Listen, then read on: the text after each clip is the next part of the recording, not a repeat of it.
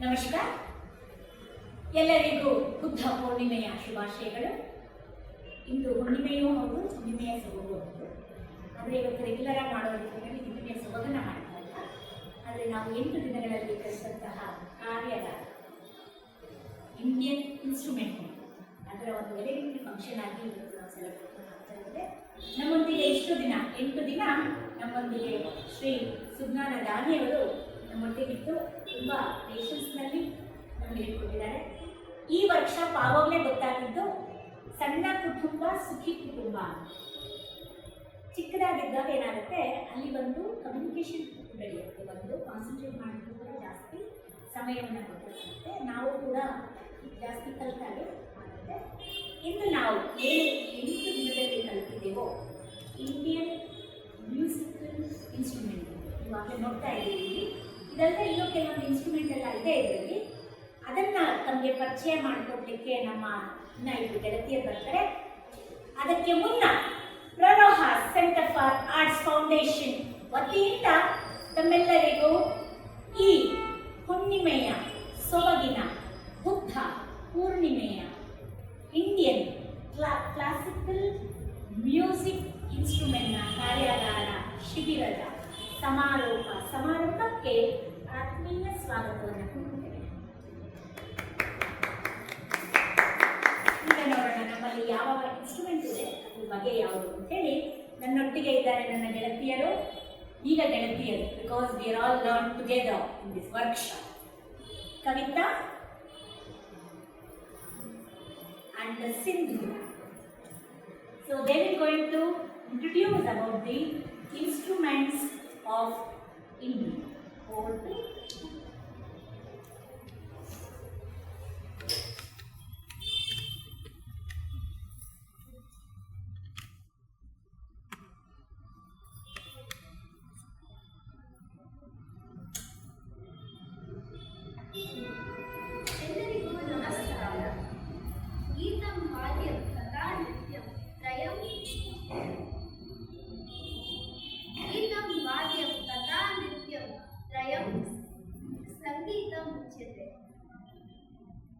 According to the Sangeeta Ratnakar, this shloka defines Sangeeta has the combined art form of 3 elements: vocal, dance, and instrument.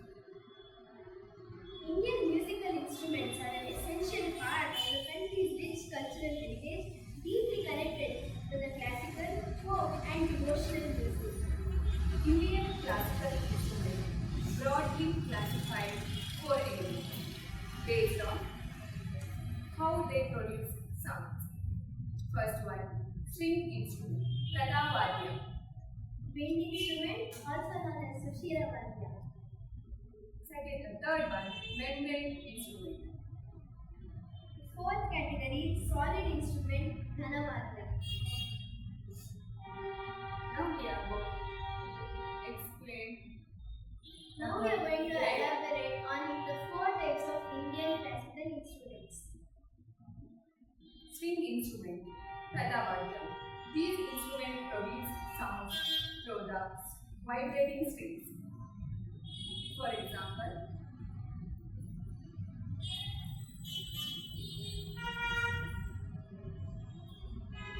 Ekala, Tamburi. This instrument used in Carnatic music.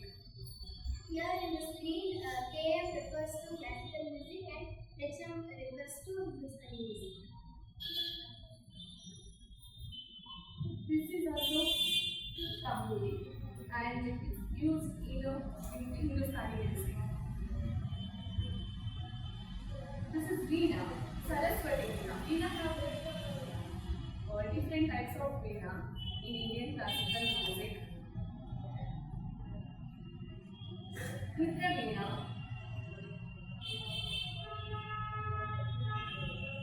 Chitra Veena, Vichitra Veena, Sitara,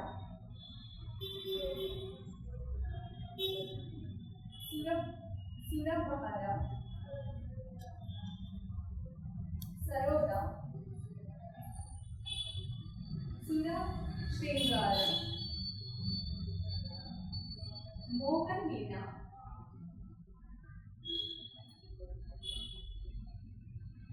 ಮಾಡಲು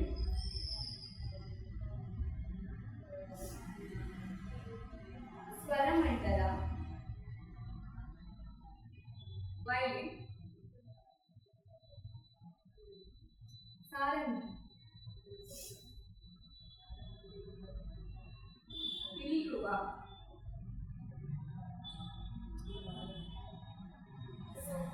ಸ ಇಸ್ರಾಜ್ S Raj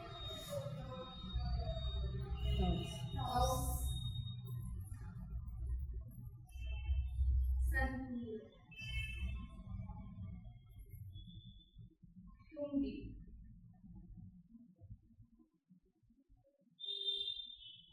ತುಂತನ ತುಂತುಲ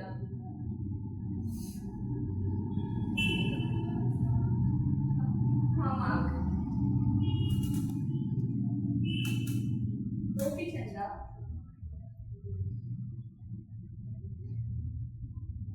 ಪೆನ ರಾವಣಪುರ ಕಿನ್ನೇರ ಕಮೈಚ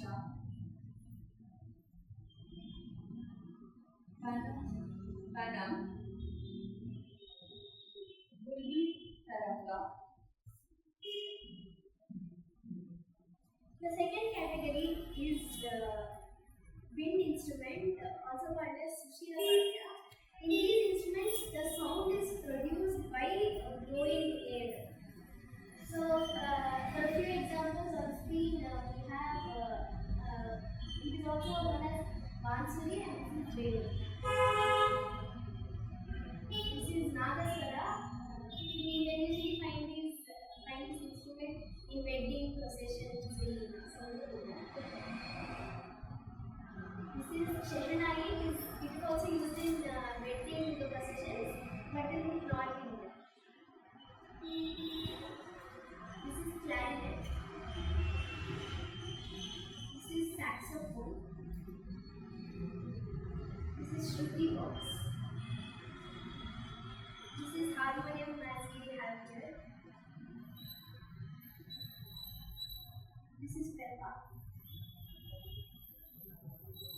This is also like flute, but there are two flutes when combined.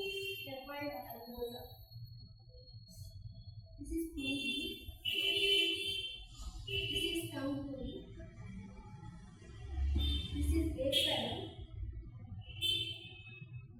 This is kongu, or it is also called as kamed. This is harmonica. Next one, membrane instrument, avadada vadya. These are played by stripping or beating. For Example, mridanga,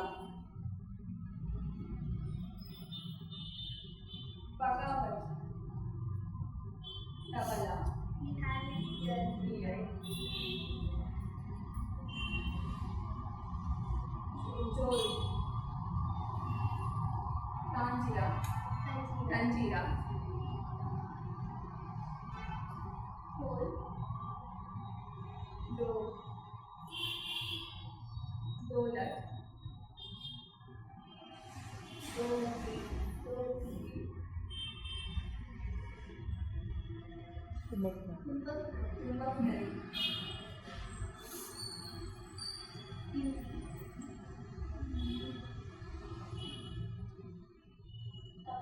This is also used in wedding ceremonies.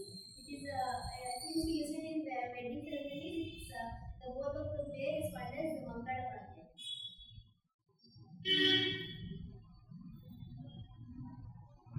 pampai,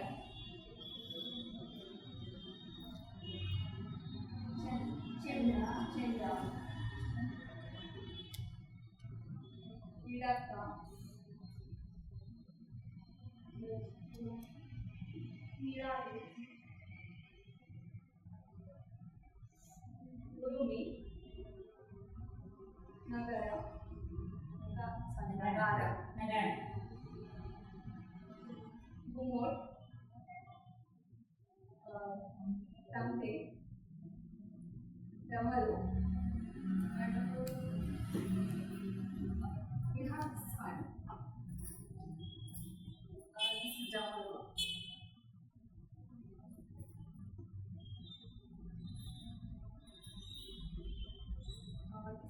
This is right and this is blue right. And the final category, last but not the least, is solid instruments called as Ganavarya. These instruments get sound to the material itself, vibrating without strings or membranes. Like in the previous category which we showed, only the strings would vibrate or only the blowing air would vibrate. But here in Ganavarya, the entire material itself would vibrate. So, Now we have a Jaltanga. Jaltanga is unique Indian classical instrument made by metal bowls filled with water, different level of water, and each bowl produces different sound notes. in this workshop, we mainly learned about Jaltanga. The amount of water involved with pitch, making it both a visual and physical experience. It is one of the oldest and most delicate instruments in Indian music, known for its soothing and melodious sound. For example, here on screen we have Manjira.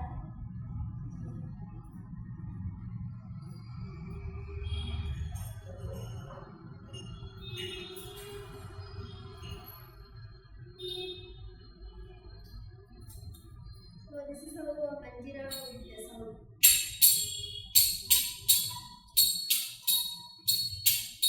It's usually used in bhajans, in temples, for repetitive beats.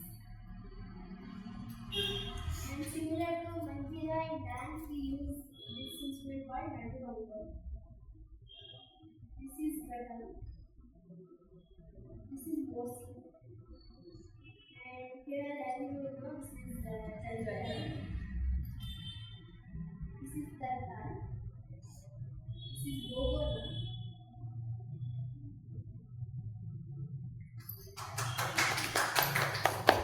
And so we have told you about these four musical instruments. So next time when you hear the word instruments, please try to remember this.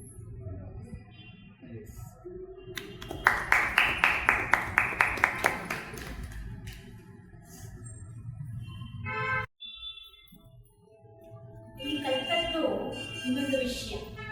Number 4 ತುಂಬ ಮುಖ್ಯ ನಮ್ಮ ಜೀವನದಲ್ಲಿ. ಹಾಗೆ ನರ್ತನವಾಗಬಹುದು ಅಥವಾ ಸಂಗೀತವಾಗಬಹುದು. ನಾವು ವಿಭಾಗಗಳನ್ನು ಮಾಡಿದಾಗ ಈ 4 ವಿಭಾಗಗಳು ತುಂಬ ಮುಖ್ಯ. ಅದರ ಹೆಸರು ಅವರು ಹೇಳಿದ್ದಾರೆ. ಆದರೆ ನಾವು ನರ್ತಕರು ನರ್ತನವನ್ನು ಬಿಡಲಿಕ್ಕೆ ಆಗೋದಿಲ್ಲ ಅಂತ ಬಂದು ನಿಂತ್ಕೊಂಡಿದ್ದೀನಿ. ನರ್ತನದಲ್ಲಿ ಕೂಡ ಈ 4 ವಿಭಾಗಗಳು ತುಂಬ ಮುಖ್ಯ. ಪ್ರಪಂಚದ ಯಾವುದೇ ಮೂಲೆಯಲ್ಲಿ ಹೋದರೂ ಕೂಡ ನಾವು ನೋಡೋದು ಒಂದು ಅಂಗಶ್ರುತಿ, ಆಂಗಿಕಾಭಿನಯ, ಎರಡನೆಯದು ನಮ್ಮ ವಾಚಿಕಾಭಿನಯ, ಮಾತಿನಲ್ಲಿ ಇರ್ತಕ್ಕಂಥದ್ದು ಅಥವಾ ಸಂಗೀತದ ಮುಖಾಂತರ ಇರ್ತಕ್ಕಂಥದ್ದು, ಮೂರನೇದು ನಾವು ಬಳಸ್ತಕ್ಕಂತಹ ಆಹಾರ್ಯ ಅಥವಾ ಕಾಸ್ಟ್ಯೂಮ್ ಅಂತ ಏನಿದೆ ಅದ್ರ ಬಗ್ಗೆ ಕೂಡ ವ್ಯಕ್ತಪಡಿಸ್ತಕ್ಕಂಥ ಕಮ್ಯುನಿಕೇಶನ್. ಇನ್ನು 4ನೇದು ಬಂದು ರಸಭಾವ. ಅದು ಸಂಗೀತದಲ್ಲಿ ಆಗಬಹುದು ಅಥವಾ ನಮ್ಮ ಅಭಿನಯದಲ್ಲೇ ಆಗಬಹುದು. ನಾವು ಆಡಿಯನ್ಸ್ ಜೊತೆಯಲ್ಲಿ ಕಮ್ಯುನಿಕೇಟ್ ಆಗಲಿಲ್ಲ ಅಂತ ಹೇಳಿದ್ರೆ ಅದು ವ್ಯರ್ಥ ಅಂತ ನನ್ನ ಅಭಿಪ್ರಾಯ. ಹೀಗಾಗಿ ನಮ್ಮ ಡ್ಯಾನ್ಸ್ನಲ್ಲಿ ಕೂಡ ಸಾತ್ವಿಕ ಅಭಿನಯ ತುಂಬ ಮುಖ್ಯ ಆಗುತ್ತೆ. ಹಾಗೆ ನಮ್ಮ ಜೀವನದ 4 ಘಟ್ಟಗಳು ಕೂಡ ಬಾಲ್ಯ, ಯೌವನ, ಅನಂತರ ಗೊತ್ತಿಲ್ಲ ನನಗೆ, 3ನೇದು ಗೃಹಸ್ಥ, ವಾನಪ್ರಸ್ಥ.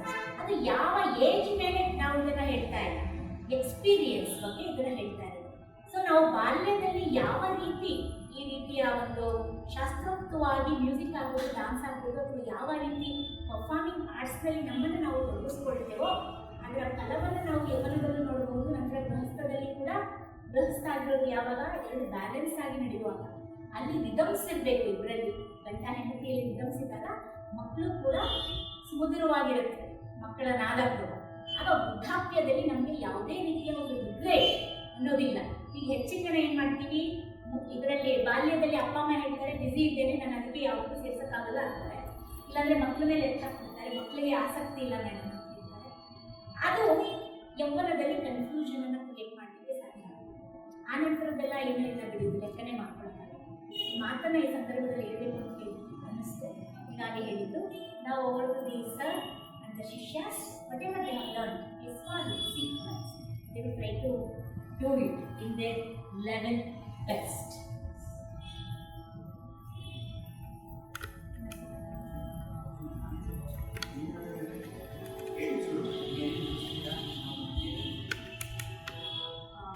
ನಮಸ್ತೆ. ಈಗ ನಾವು 7 ದಿನ ಕ್ಲಾಸಲ್ಲಿ ಜಲತರಂಗ ಬಗ್ಗೆ ಫೋಕಸ್ ಮಾಡಿದ್ವಿ. ಈಗ ಜಲತರಂಗ ಅದನ್ನು ಹೇಗೆ ನುಡಿಸೋದು ಅಂತ ನಾವೀಗ ನೋಡುವ.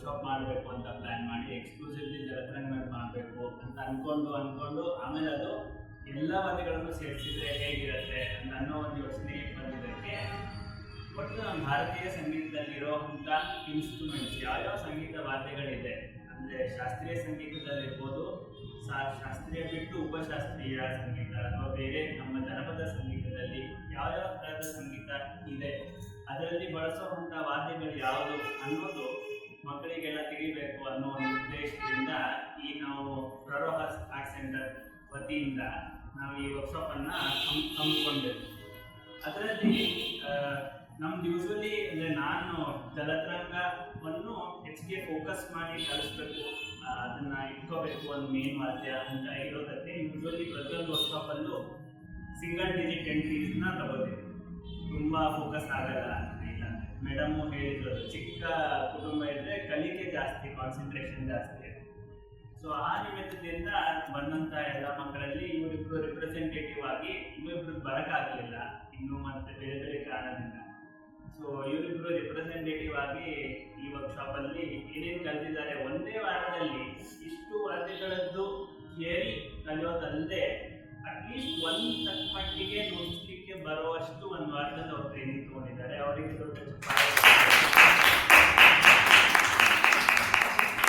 ಇವಾಗ ವಾರಕ್ಕೊಂದು ದಿನ ಅಥವಾ ವಾರಕ್ಕೆ 2 ದಿನ ನಾವು ಸಂಗೀತ ಕ್ಲಾಸಿಗೆ ಅಂತ ಹೋಗ್ತೀವಿ, ಅದಕ್ಕೆ ಹೆಚ್ಚು ಜನರಿಗೆ ಡೆಡಿಕೇಶನ್ ಕೊಡೋಕ್ಕಾಗಲ್ಲ.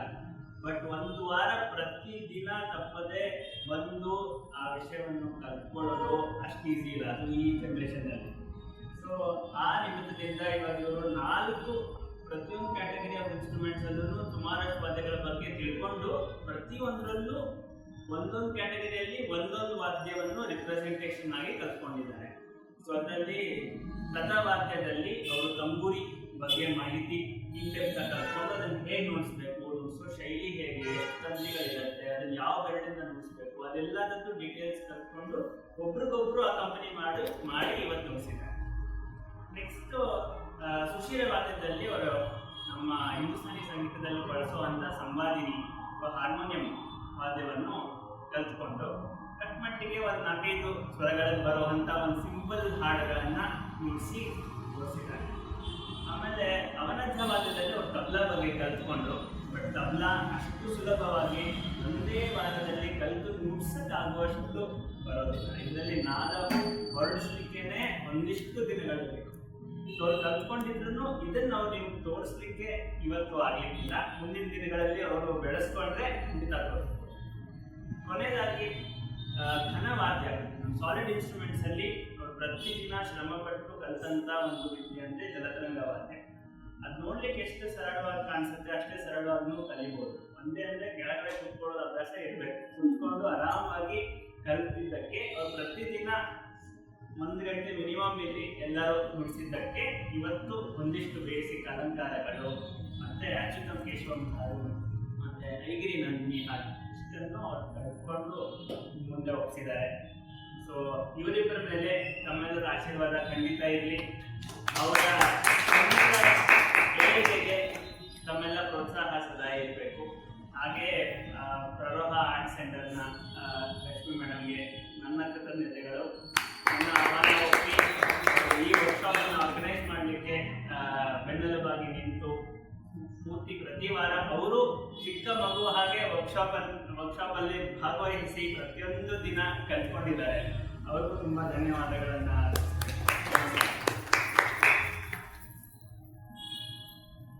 7-8 ದಿನದ ಶ್ರಮದಲ್ಲಿ ವಿದ್ಯಾರ್ಥಿಗಳು ಇಷ್ಟು ಮುಗಿಸ್ಲಿಕ್ಕೆ ಸಾಧ್ಯ ಆಗುತ್ತೆ. ಅದಕ್ಕೆ ನಾನು ಯಾವಾಗಲೂ ಹೇಳ್ತೇನೆ, ಗುರುಗಳು ಯಾವಾಗಲೂ ಬಿಂಬ ಇದ್ದ ಹಾಗೆ, ನಾವೆಲ್ಲ ಪ್ರತಿಬಿಂಬ ಇದ್ದ ಹಾಗೆ. ಮಧ್ಯದಲ್ಲಿ ನಾವು ಕಲಿತಕ್ಕಂಥ ವಿದ್ಯೆ ಕನ್ನಡಿಯಾಗಿ ಬಳಸ್ಕೊಳ್ತೀವಿ ನಾವು. ಅವರು ಅಷ್ಟು ಪ್ರೋತ್ಸಾಹವಾಗಿ ಸಹನೆಯಿಂದ ಹೇಳ್ಕೊಟ್ಟಾಗ ಮಾತ್ರ ನಾವು ವಿದ್ಯಾರ್ಥಿಗಳಾಗಿ ಕೂಡ ಅದನ್ನು ನೋಡಿದ್ದೀವಿ. ಅದಕ್ಕೆ ಇದು ಒಂದು ಉತ್ತಮ ಉದಾಹರಣೆ ಅಂತ ಹೇಳಿದ್ರು. ಇಷ್ಟು ಚಿಕ್ಕ ಸಮಯದಲ್ಲಿ ಕೂಡ ಶ್ರಮಪಟ್ಟು ಅದೇ ಒಂದು ಯಂತ್ರದಲ್ಲಿ ಅವರು ಕೂಡ ಬೇಸರ ಪಟ್ಕೊಳ್ಳದೆ ಒಂದು ಅದೇ ಯಂತ್ರದಲ್ಲಿ ಏನೋ ಒಂದು ಪ್ರತಿಯೊಂದು ದಿನದಲ್ಲಿ ಕೂಡ ಒಂದು ಹೊಸ ವಾದ್ಯಗಳ ಪರಿಚಯವನ್ನು ಮಾಡಿಕೊಡ್ತಾ ನನಗೂ ಎಷ್ಟೋ ವಾದ್ಯಗಳು ಪರಿಚಯ ಆಗುತ್ತೆ ಈ ವರ್ಷ.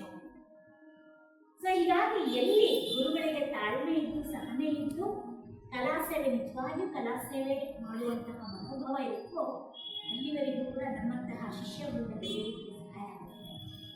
ಇದೇ ರೀತಿ ಗುರು ಮತ್ತು ಶಿಷ್ಯರ ಸಂಬಂಧ ತುಂಬ ಮುಂದೆ ಹೋಗಲಿ ಅಂತ ಹೇಳ್ತಾ ಮತ್ತೆ ಶ್ರೀ ಸುಜ್ಞಾನ ದಾನಿಯವರು ನಮ್ಮ ರಿಕ್ವೆಸ್ಟನ್ನು ಕೂಡ ತಗೊಂಡು ಅವರು ಅಷ್ಟು ಶೆಡ್ಯೂಲ್ನಲ್ಲಿ ಕೂಡ ಅವರಿಂದ 1.5 ಅವರ್ ಸಮಯವನ್ನು ತಗೊಂಡು ಪ್ರತಿನಿತ್ಯ ಬಂದು ನಮಗೂ ಕೂಡ ತಾಳ್ಮೆಯಿಂದ ಹೇಳ್ಕೊಟ್ಟಿದ್ದಾರೆ. ಪ್ರರೋಹ ಸೆಂಟರ್ ಫಾರ್ ಆರ್ಟ್ಸ್ ಫೌಂಡೇಶನ್ ಹಾಗೂ ವಿದ್ಯಾರ್ಥಿ ವೃಂದದಿಂದ ನನ್ನ ಹೃತ್ಪೂರ್ವಕ ವಂದನೆ.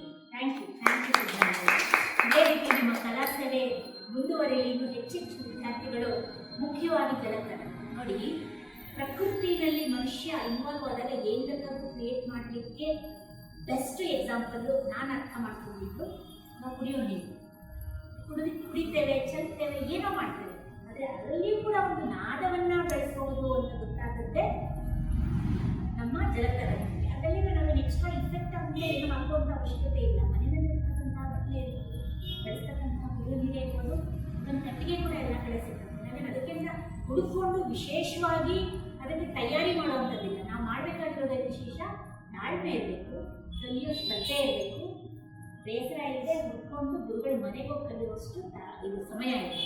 ಅದಷ್ಟೇ, ಕೂತು ಸಮಯ ಕಳೆಯುತ್ತೆ, ನಿಂತು ಸಮಯ ಕಳೆಯುತ್ತೆ. ಅದರ ಸಮಯವನ್ನು ಯಾವುದು ಉಪಯೋಗಿಸ್ಕೊಳ್ತೀವಿ ಅನ್ನೋದಕ್ಕೆ ಬೆಸ್ಟ್ ಎಕ್ಸಾಂಪಲ್ ನಾನು ಅಂದ್ಕೊಂಡಿದ್ದು ನಮ್ಮ ಜಲತರ. ಮನೆಯಲ್ಲಿ ಇರುತ್ತೆ ಜಲ ಎಲ್ಲ, ಅದಕ್ಕೆ ಒಂದು ಸರಿಗಮ ಸೇರಿಸಿದಾಗ ರಿದಮ್ ಇನ್ ಲೈಫ್ ಹೊಂದಾಣಿಕೆ. ಮತ್ತೊಮ್ಮೆ ನೀವು ಕೂಡ ಇಲ್ಲಿ ಬಂದು ನಮ್ಮ ಈ ಒಂದು ಕಿರು ಸಮಾರಂಭಕ್ಕೆ ಆಗಮಿಸಿ ನಮ್ಮ ಯಂಗ್ ಪೀಳಿಗೆಯನ್ನು ಆಶೀರ್ವದಿಸಿದ್ದೀರಿ. Thank you so much. ಮತ್ತೊಮ್ಮೆ ಎಲ್ಲರಿಗೂ ಬುದ್ಧ ಪೂರ್ಣಿಮೆಯ ಶುಭಾಶಯ. Thank you.